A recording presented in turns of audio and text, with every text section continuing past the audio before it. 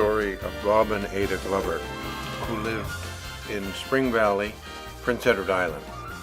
They had 10 children, and they didn't have much money, but they drew their strength, basically the whole family, from three main sources.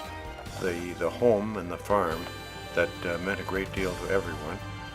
The church where we went every Sunday, regardless of the weather, and the school, the one-room school in Spring Valley that every one of the children attended, and in fact some of Gerald's children attended as well.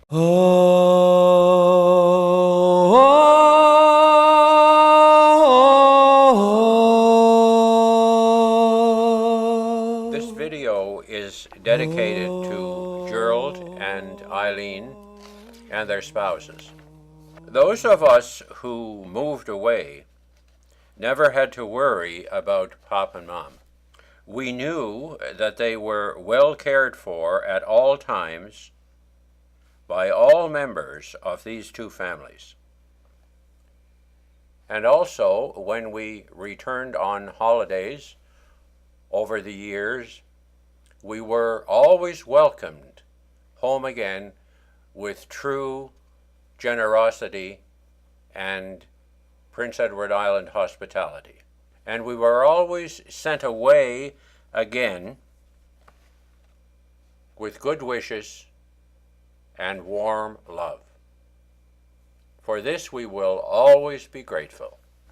The Glover family actually started in Prince Edward Island in 1817 when William Glover emigrated from Dumfriesshire in Scotland with his wife, whose name was Anne Watmow.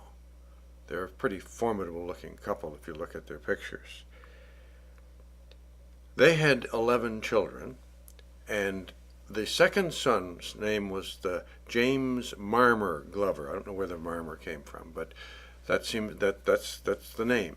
He married a woman by the name of Anne MacDowell, who came from Northern Ireland. They had a large number of children as well, and their son Adam is our paternal grandfather. He married a woman whose name was Mary Ellen Hickey, and I think they lived in Darnley at that point. Larry, is that right? I think so, yeah, for a number of years. Okay. One of the interesting things about Adam is that in probably 1882-83, he worked on the CPR. The CPR was being put across Canada at that point, and he worked as a blacksmith out there for 2 or 3 years, and that was probably where he got his money to buy the land. When did he buy that? In Spring Valley? Well, the first one he bought was in, I think, 1878 or 88. 87, wasn't it? 87. Yeah. I think it was 87. It was for $182. You told me that this morning. $182, $120 for the land and $62 for the sheriff's costs, because it was a sheriff's sale.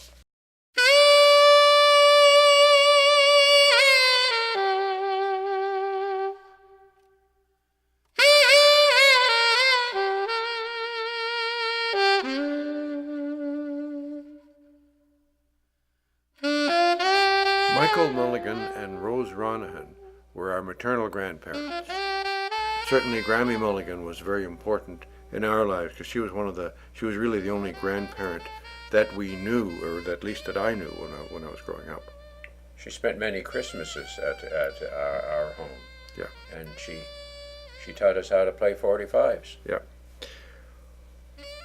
Okay, I think the next thing we want to cover is Bob and Ada's wedding. They married on November 11th, 1918, the day the First World War ended. And I guess the important thing we got to mention here is what happened immediately after their wedding. 3 short weeks after they were married, Mary Ellen died. And so the new bride actually became the woman of the house and the mother. And for the next 14 years, she lived with her father-in-law as well as her husband and her family. The first child that came along was Mita, and she came along. She was 1919 when she got married. When she was born, and followed by Urban in 1921. Then the real kicker happened, that there were two sets of twins, one in 1923 and another in 1926. And Pop and Mom were actually dealing with 6 kids in 7 years with no electricity and no running water. But somehow they managed. And as Lawrence already said, the father-in-law was living with them as well. The rest of the children were singles. Morris in 1928, Dorothy, who only lived for 3 or 4 weeks, in 1930, Lawrence in 1932, and the final one, George, 1938.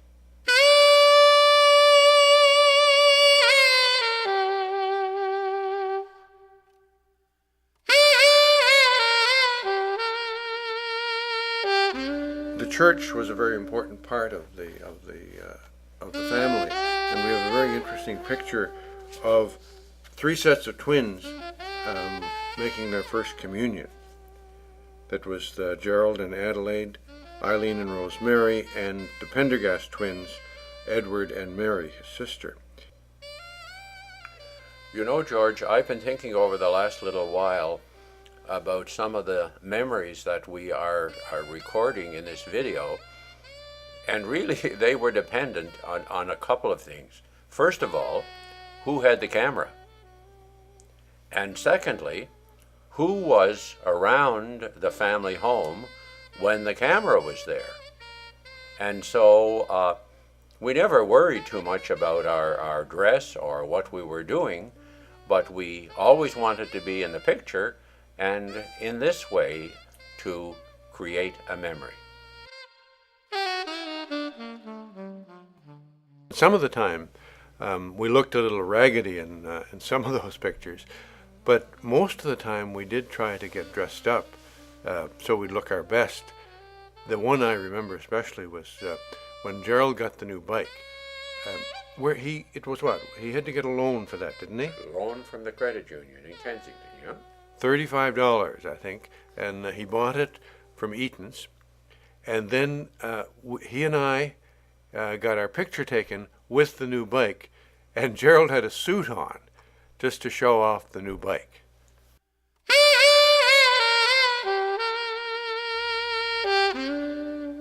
During the years that I was growing up on the farm, there were very few labor-saving devices. There was a lot of lifting and lugging, and you started very early to do your share at the level that you were capable of doing it at a certain age. And you gradually progressed higher and higher to the point where you were in charge of horses and animals, and in that way you learned that there was a certain level of responsibility that was expected of you, and that increased as you grew older. What I found was that I was the youngest, and because of that, I never got to drive many horses. The only horse driving I think I ever did was driving the horse on the hay fall when we were putting the hay up.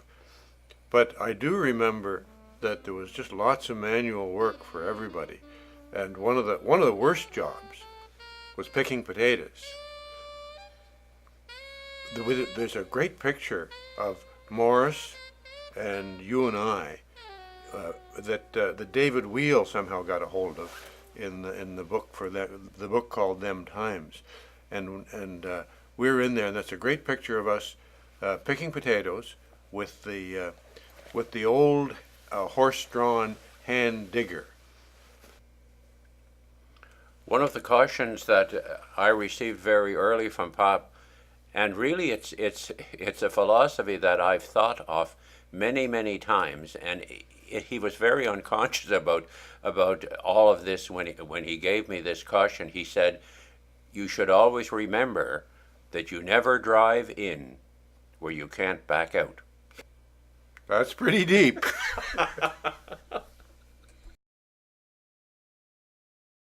When I think about Mom, I think about her being really busy all the time, having lots to do. But we found a beautiful picture of her relaxing on the swing. And even though she was very busy and had lots to do, she always had time for everybody and also had time to relax because she loved to watch her stories.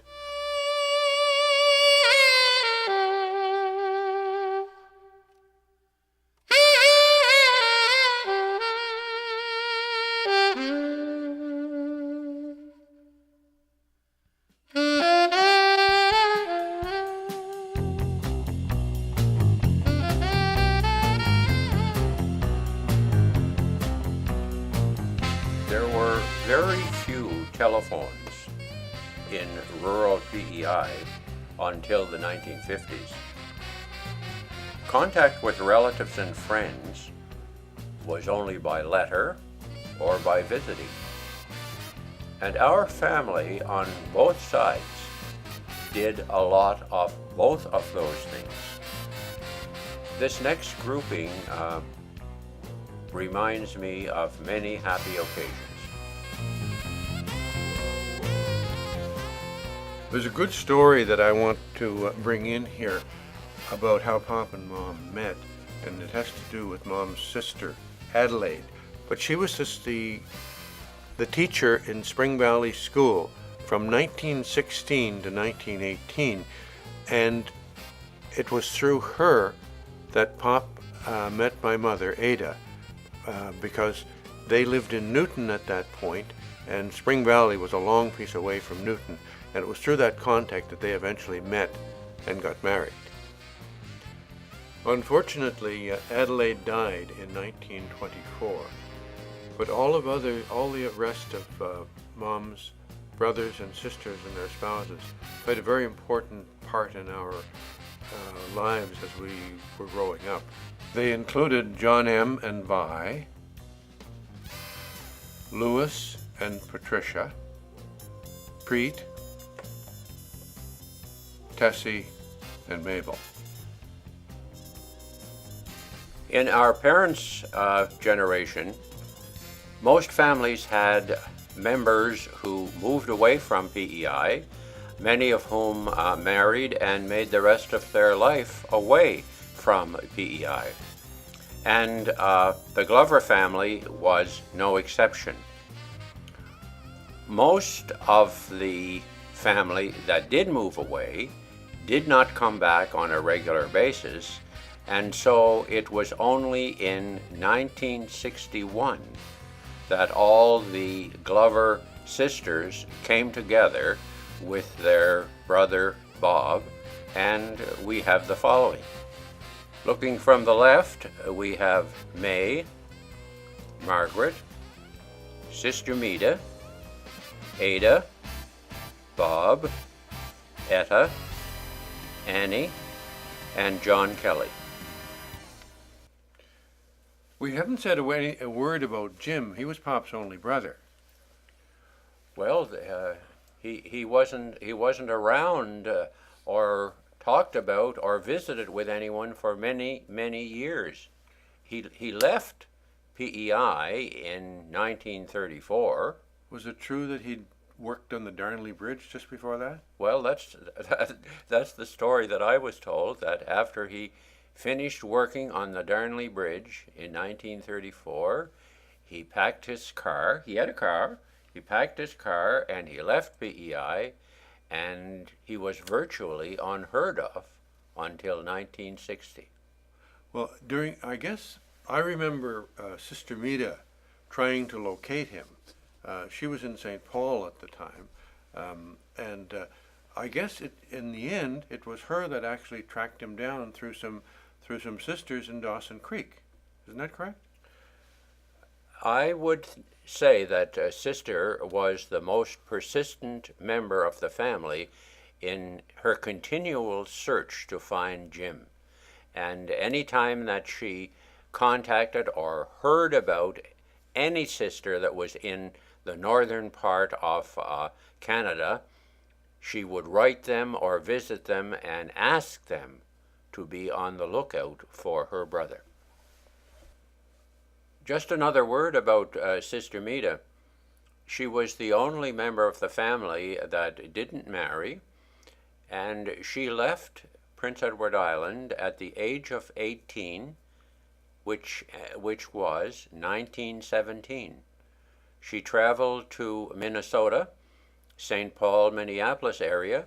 She joined the Sisters of St. Joseph, and she remained with that order as a teacher until her death. The only uncle that our father had on the Glover side was Uncle George Glover, and he lived in Norborough.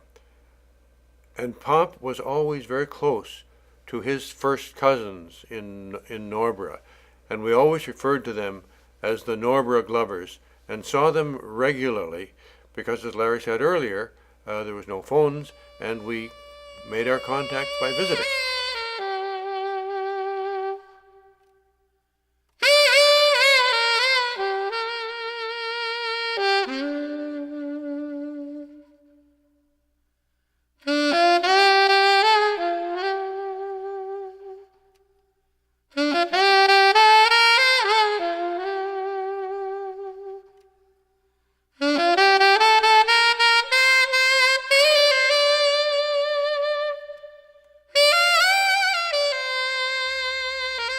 The family photo that was taken in 1941 was the first professional photo that we'd ever had taken as a family.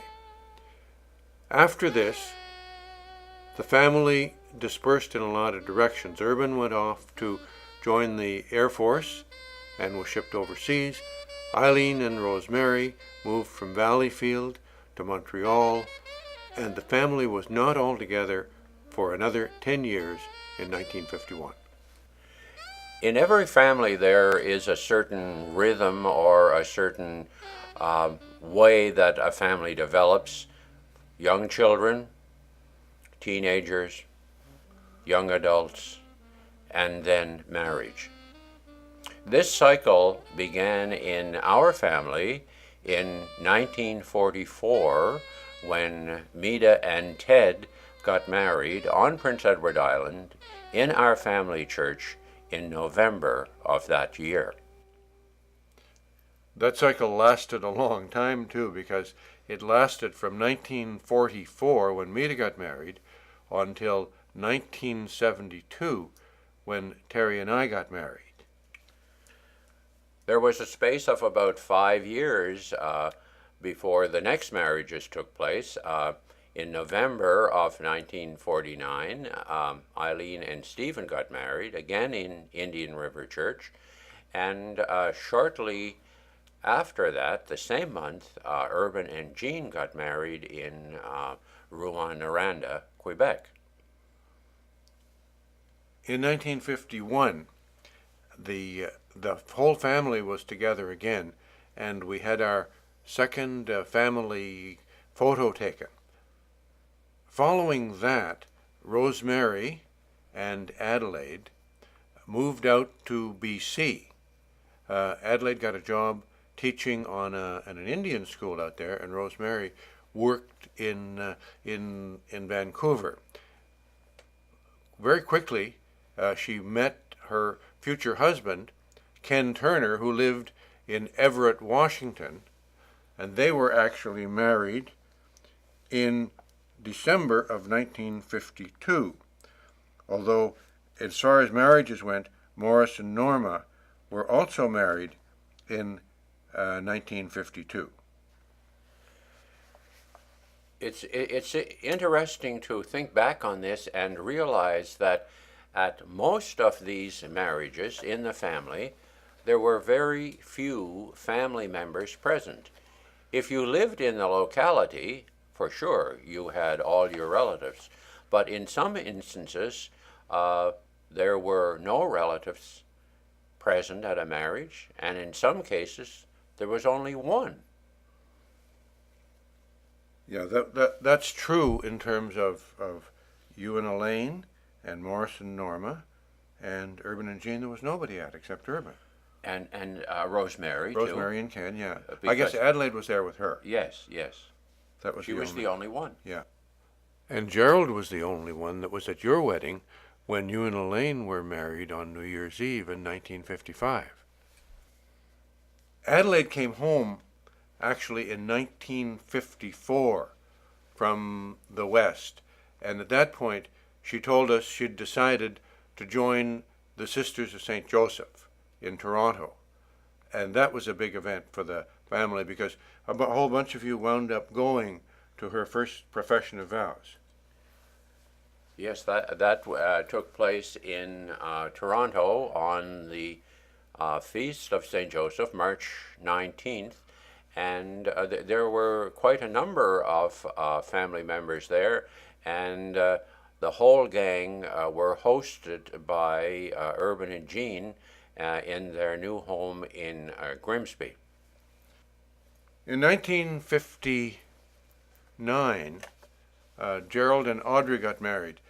And I remember that I was really happy when that happened because by that time, Gerald was, I think, 33, and I was beginning to worry that he'd wind up being a lonely old bachelor. But fortunately, he met Audrey, and they were married in 1959.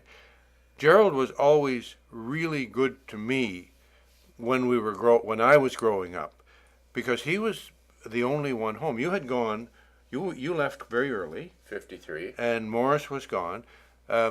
Adelaide went out west. So really, it was only Gerald and I and Mom and Pop in Spring Valley. And all that time when I was going through high school and was a teenager, Gerald was a terrific support to me in terms of being a friend and giving me money and loaning me his car and all that kind of stuff.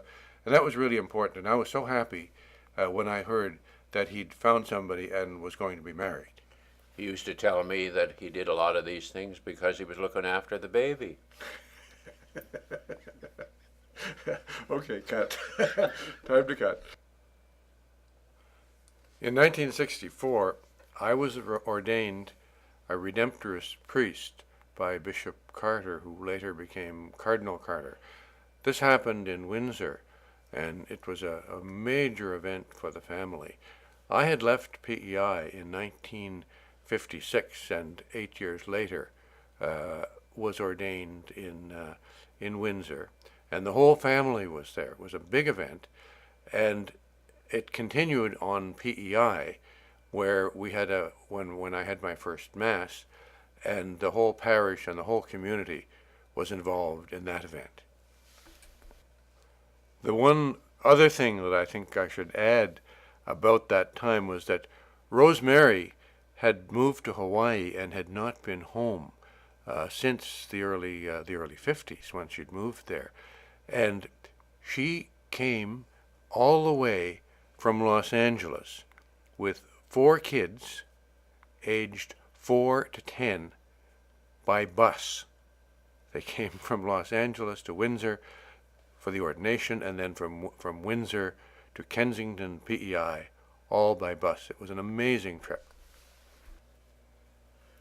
The next event that we would like to highlight took place in the summer of 1968 when we celebrated the 50th anniversary of Pop and Mom. Again, this was a family affair celebrated in our local church, and as many family members and friends and relatives as could gathered to this event.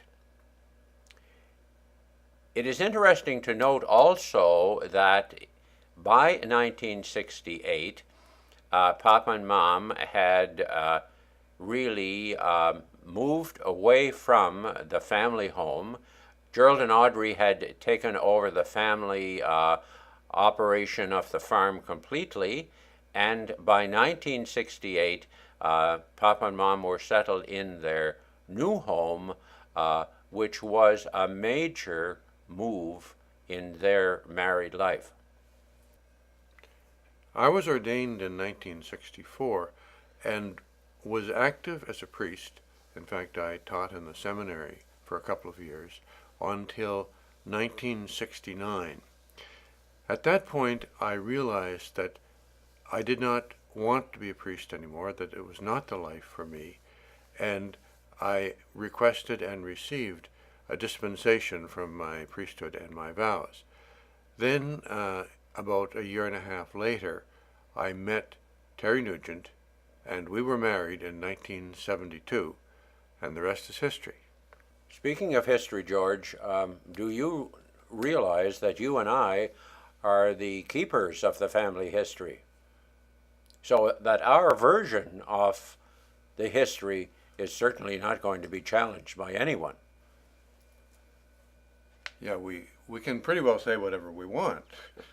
That's the advantage of being the survivors here. And speaking of survivors, our parents were terrific survivors, and in fact lasted 60 years together. And that was probably one of the last major events of the whole family, was Pop and Mom's 60th wedding anniversary. Yes, the 10 years between 50 and 60 seemed to be a very short period of time in my life, and you can see that each member of the family has aged over that period of time. As Bob and Ada grew older, so did their children. And their children became adults. And their grandchildren came along, and they became adults. And so the cycle of life continued.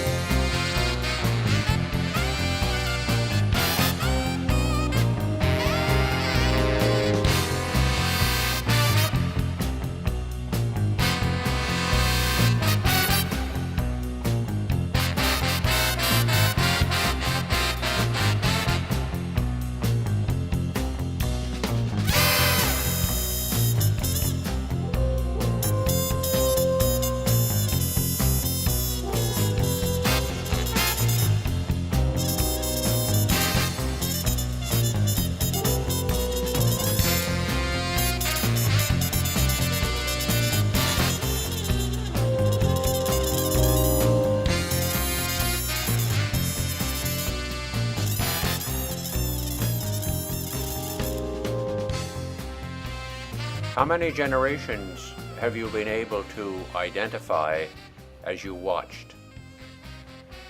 If you said 8, you are correct.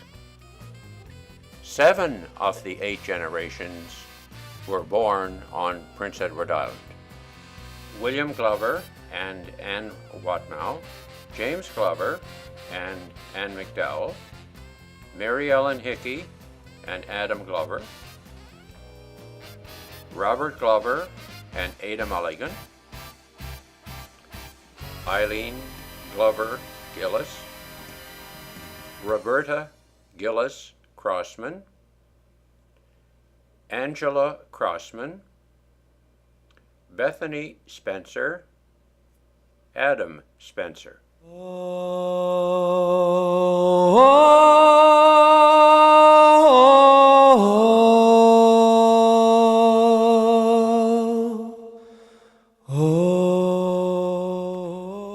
Death is an inevitable part of the cycle of life, and we now want to recognize and remember those who have gone before us.